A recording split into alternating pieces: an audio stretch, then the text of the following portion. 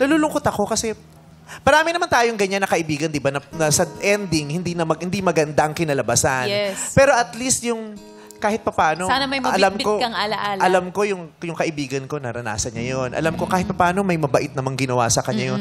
Baka hindi lang tugma, hindi lang talaga sila yung nakalaan, yung ganun.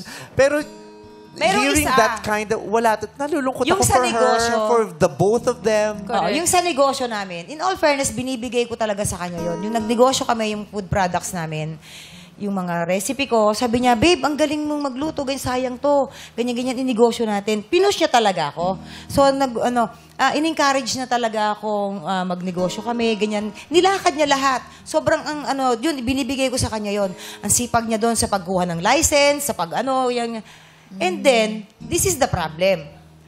Ang pera talaga iba nagagawa sa tao. Kahit sa pamilya, iba nagagawa sa pera. Nung lumalaki yung negosyo, lakas ng negosyo namin online during the pandemic, siya lahat ng nag-asikaso, yung pera nasa kanya, siya ang may access sa mga pera sa GCash, sa lahat siya bilang partner, sabi ko, nasaan na tayo? Pero buti Gcash yung ginagawa. 1 year. Galing talaga ng Gcash.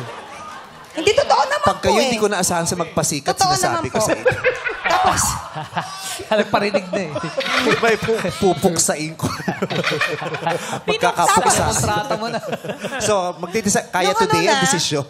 Sabi ko, anong nangyayari? 1 year na tayong malakas, hindi ko pa alam nasaan na tayo. So, bilang partner mo, as girlfriend, as asawa ng anak mo, nanay ng anak mo, karapatan mo. Ako ang asawa ng anak mo! Ano naman nangyari sa pamilya ito? Di ba?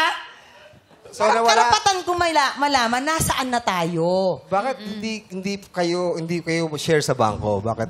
Hindi, siya lahat ang nag-asikaso kasi. During that time kasi, may work naman ako bilang artista, bilang... pero negosyo sabi na, nakita ko to sa TV, siya yun. Artista pala. Ikaw yun. Oo. So, hindi mo na monitor that time? Hindi ko na monitor because I trusted him. Nung nagtanong ako, doon na nagsimula yung galit. Ang taas agad nung galit niya sa akin. Bakit? Sa tingin mo, ninanakawan kita? I was just asking. And it's my right. Kasi pera ko yung pinampuhunan eh. Pera ko yon, pagod ko yon, recipe ko yon. Okay na sana. Believe ako sa kanya that part. Talagang pinush niya ako. Kasi alam mo naman mga artista, wala naman tayo habang buhay nasa spotlight tayo. So dapat talaga nag-iisip tayo ng pagkakakitaan natin. Bumili talaga ako ng spotlight. Talaga? Sarili mo?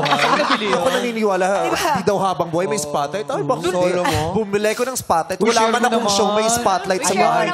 Share mo naman yun. Magkano isa? Kaya pala... Ako na order. Gcash sa akin pera. Kaya pala dinala mo rito. Pupuksain ko talaga. Doon na nagsimula lahat. Doon na nagsimula. Ang dami mong pinagdaanan. Ang daming masasakit sa ulong na ganap sa'yo na hanggang ngayon, kahit binabalikan pa lang natin. Ang lungkot na eh. Ako nga hindi ko direktang naranasan yan, pero sa kwento pa lang na kayo, ang lungkot-lungkot niyan, ang bigat-bigat niyan, di ba?